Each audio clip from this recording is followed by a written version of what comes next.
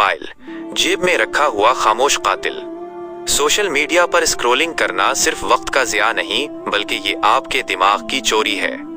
ये आपको एक ऐसी ख्याली दुनिया का कैदी बना देता है जहां आपकी अपनी हकीकी खुशियां दूसरों के फिल्टर्स के नीचे दबकर दम तोड़ देती हैं। नफ्सियाती वार, आपके साथ क्या हो रहा है? 1. मवाजने की डेमिक, द रॉट ऑफ कंपैरिजन। हम अपनी कच्ची और असल जिंदगी का मुकाबला दूसरों की इडियट शुदा चुका चौंध से करते हैं।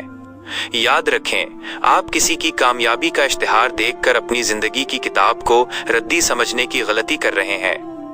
2. डोपामाइन की भीख, डोपामाइन ट्रैप। अगली पोस्ट, अगली वीडियो, अगला लाइक। आपका दिमाग एक ऐसी खुशी की भीख मांग रहा है जो सिर्फ चंद सेकंड की है, लेकिन उसके बदले वो आपसे घंटों का सुकून छीन लेती है। ये नशा आपको अंदर से खाली कर रहा है। 3. तवज्जो का कत्ल, murder of focus. Social media ने आपको अपनों के दरमियान बैठकर भी तन्हा कर दिया है। हम जीते जी एक ऐसी स्क्रीन के गुलाम बन चुके हैं जिसका अपना कोई वजूद नहीं, मगर वो हमारे एहसासात को कंट्रोल कर रही है। अपनी जिंदगी वापस छीनने के 5 फौलादी तरीके।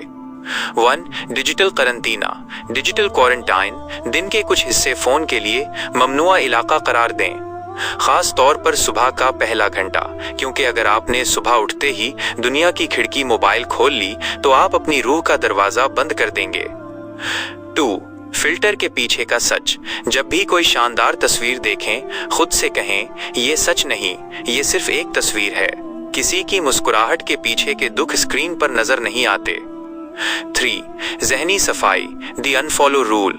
जो अकाउंट आपको उदास करे, जो चेहरा आप में एहसासे कमतरी पैदा करे, उसे अपनी जिंदगी से निकाल बाहर करें। आपका सुकून किसी की फॉलो लिस्ट से ज्यादा कीमती है। 4. मट्टी से जड़ें। स्क्रीन की नीली रोशनी के बजाय सूरज की रोशनी, मट्टी की खुशबू और अपनों के लम्स को महसूस करें। खुशी वाईफाई में नहीं, रिश्तों की गर्मजोशी में है। 5. ऐलानी आज़ादी, डिजेबल नोटिफिकेशंस। नोटिफिकेशन की हर टिंग दरअसल आपकी तवज्जो पर एक कोड़ा है। उनको खामोश कर दें ताकि आप अपनी जिंदगी के मालिक खुद बन सकें। मोबाइल आपको इशारों पर न नचाए। आखिरी बात, आपका फोन आपका खादिम होना चाहिए, आपका मालिक नहीं।